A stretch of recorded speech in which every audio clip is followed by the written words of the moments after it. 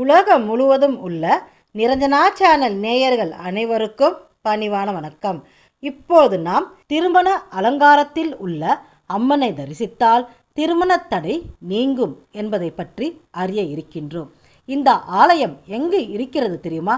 திருநெல்வேலி ரயில் நிலையத்தில் இருந்து 2 கிலோமீட்டர் தொலைவில் அமைந்துள்ளது திருநெல்வேலி நெல்லையப்பர் காந்திமதி அம்மன் ஆலயம்.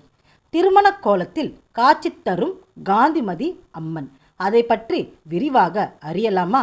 அதை பற்றி விரிவாக அறிவதற்கு முன்பு திருமண அலங்காரத்தில் அம்மனை தரிசித்தால் திருமண தடைகள் அனைத்தும் நீங்கி வாழ்வில் சுபமங்கலம் மலரும். அம்மனின் திருமண அலங்கார தரிசனம் அந்த அனைத்து தடைகளையும் அகற்றி நற்செய்தி தரும் என்கிறது சாஸ்திரம். இந்த வீடியோவில் அந்த தரிசனத்தின் அர்த்தமும் தெய்வீக பலன்களை பற்றி அறிந்து கொள்ளலாம். அம்மனின் அருள் பெற்றால் திருமண வாழ்வு சுபமாகவும் சந்தோஷமாகவும் இருக்கும். திருமண கோலத்தில் காட்சி தரும் காந்திமதி அம்மன் என்று சொன்னேன் இல்லையா? அதை பற்றி அறியலாமா? சிவபெருமானுக்கும் அன்னை பார்வதி தேவிக்கும் திருமண வைபவம் கோலாகலமாக நடந்து கொண்டு இருந்தது.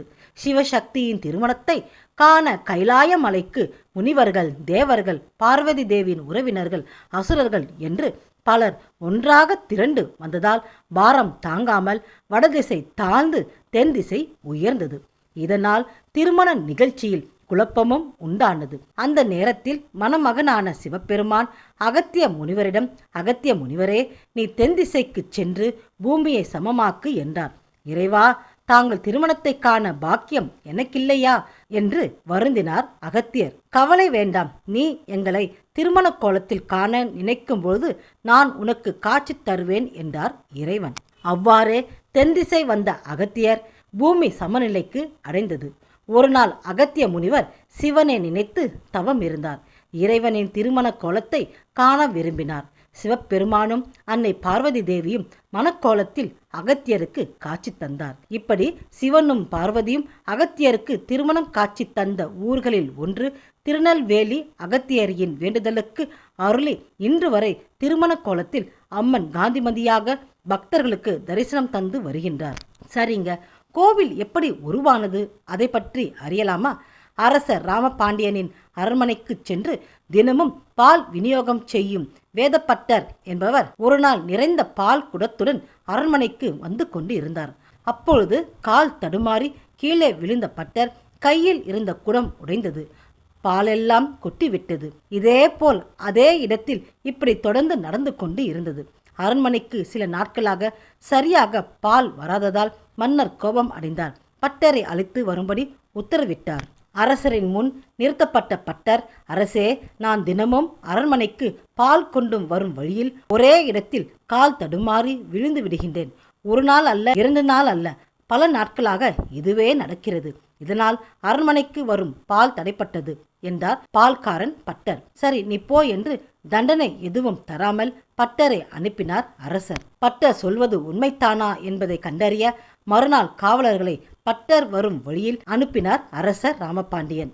மறுநாள் காவலர்களும் பட்டர் வழக்கமாக வரும் வழியில் மறைந்தபடி இருந்து கண்காணித்தனர். பால்காரர் வந்தார். ஓர் இடத்தில் கால் தடுமாறி விழுந்தார். குடம் உடைந்தது. பால் கொட்டிவிட்டது. இதை கண்ட காவலர்கள் பால்காரர் சொன்னது உண்மைத்தான் என்றார் அரசரிடம். மறுநாள் வேறு சில காவலர்களை அனுப்பி குடத்துடன் அனுப்பி பால்காரர் வரும் அதே வழியில் நடந்து வரும்படி அனுப்பினார் அரசர். காவலர்களும் பால் குடத்துடன் அந்த வழியாக வந்தார். சரியாக ஒரு இடத்தில் வரும்பொழுது கால் தவறி விழுந்தார்கள். பால் குடம் உடைந்தது. பால் கொட்டியது. உடனடியாக பால் கொட்டிய அந்த இடத்தை கோடாரியால் வேகமாக வெட்டினார்கள். அப்பொழுது அந்த இடத்தில் இருந்து ரத்தம் வடியத் தொடங்கியது. இதை கண்ட காவலர்கள் சற்று அச்சம் கொண்டாலும் தோண்டத் தொடங்கினார்கள். அப்பொழுது பூமிக்குள் ஒரு சிவலிங்கம் இருப்பதை பார்த்து அதை பத்திரமாக வெளியே எடுத்து வைத்துவிட்டு அரசரிடம் சென்று விஷயத்தை சொன்னார்கள். ஆனால் அரசர் அதை பெரியதாக எடுத்துக்கொள்ளவில்லை, விட்டுவிட்டார். சுயம்புவாக தோன்றிய சிவலிங்கத்தை அதே இடத்தில் தினமும் வழிபட்டு வந்தார் பால்காரர் பட்டர். தினமும் சிவனுக்கு உணவு படைத்து நெல்லை சுத்தமாக கழுவி இறைவன் முன்பாக அந்த நெல்லை காய போடுவார். ஒரு நாள் இப்படி நெல்லை காய போட்டுவிட்டு ஆற்றில் குடிக்கச் சென்றார் பட்டர். அப்பொழுது பலத்த மழை பெய்தது.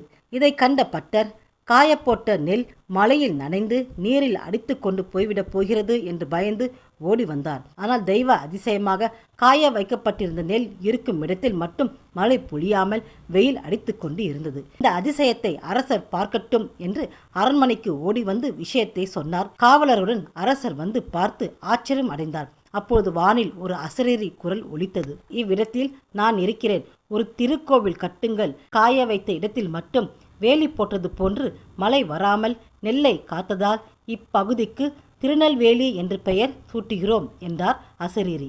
அசரீரியாக இறைவன். இதனால்தான் திரு என்கின்ற திருமகளின் மரியாதை சொல்லையும் சேர்த்து திருநெல்வேலி என்று பெயர் பெற்றது. இவ்வூர் இக்கோவிலில் உள்ள இறைவனை திருநெல்வேலி நாதர் என்று, நெல்லை கோவிந்தர் என்றும் அழைக்கப்படுகின்றது. கோடாரியால் லிங்கம் வெட்டப்பட்டதால் இடது பக்கம் மூலவரின் தலையில் வெட்டுக்காயம் இருக்கிறது. என்னத்தான் திருநெல்வேலி நகருக்கு பெயர் இருந்தாலும் இந்த ஊர் ஆட்சி செய்வது காந்திமதி அம்மன் தான். மதுரைக்கு மீனாட்சி, காஞ்சியில் ஸ்ரீ காமாட்சி, திருநெல்வேலிக்கு ஸ்ரீ காந்திமதி அம்மன் தான். தடைப்பட்ட பொன்னழகனின் திருமணம் நடத்தி வைத்தார் அம்மன். ஆமாங்க, ஏன் என்பவருக்கு நல்ல குணவதியான மனைவி. அவள் பெயர் நாகமணி. செல்வ வசதியும் நல்ல குணமும் படைத்த இவருக்கு பொன்னழகன் என்ற ஒரு மகன் இருந்தான். இதற்கு ஏற்ப எல்லோரையும் கவரும் பொன்னழகன் உறவினர் மத்தியில், நண்பர்கள் மத்தியிலும் பொன்னழகனுக்கு நல்ல பெயர் இருந்தது. இருந்தாலும் ஏனோ திருமண பாக்கியம் இல்லாமல் இருந்தான். இவன் வயதில் இருப்பவர்களுக்கெல்லாம் திருமணமாகி குழந்தை என்று குடும்ப வாழ்க்கையில் இருக்கும்பொழுது தங்கள் மகனுக்கு காலகாலத்தில் திருமணம் நடக்கவில்லையே என்பவளை இருந்தது. வகையில் எந்த பெண்ணும் சரியாக அமையவில்லை. எல்லா வசதி இருந்தும் தன் மகனின் திருமணம் நடக்கவில்லையே, இதற்கு என்ன பரிகாரம் செய்யலாம் என்பதை அறிய ஜோதிடரிடம் சென்றார் பொன்னழகனின் பெற்றோர். பொன்னழகனின் ஜாதகத்தை கண்ட ஜோதிடர், கவலைப்படாதீர்கள், திருமணம் கைகூட இறைவனை வணங்குங்கள், நல்லதே நடக்கும். உங்கள் மகன் ஜாதகத்தில் எந்த பெரிய தோஷமும் இல்லை. சில கிரக தடைகள் உள்ளன. அந்த கிரக தடைகளை நீக்குபவள் காந்திமதி அம்மன். அவளின் திருக்கோவிலுக்கு சென்று அம்மனுக்கு அபிஷேகம் செய்து புடவை சாத்துங்கள். கல்யாண கோலமுகத்தில் இருக்கும் அம்மனை கண்டு வணங்கி வாருங்கள். அம்மனை கல்யாண அலங்காரத்தில் கண்டால் கிரக கோளாறுகளால் திருமணம் தடைப்பட்டு உள்ள மகனுக்கு திருமண பாக்கியம் ஸ்ரீ காந்திமதி அம்மன் நிச்சயம் தருவாள் என்றார். கோவிலில் பொங்கல் படைத்து வணங்குங்கள் என்றார் ஜோதிடர். ஜோதிடர் கூறியது போல் தங்கள் மகனின் பொன்னழகனை ஸ்ரீ காந்திமதி அம்மன் கோவிலுக்கு அழைத்துச் சென்று பரிகாரங்களை செய்தனர் பாப்பையா தம்பதியினர். திருமண கோலம் முகத்தில் இருக்கும் அம்மனை கண்டதனால் சில மாதங்களிலேயே திருமண தடை நீங்கி பொன்னழகனுக்கு அழகும் நல்ல குணமும் படைத்த பெண்ணுடன் திருமணம் நடந்தது.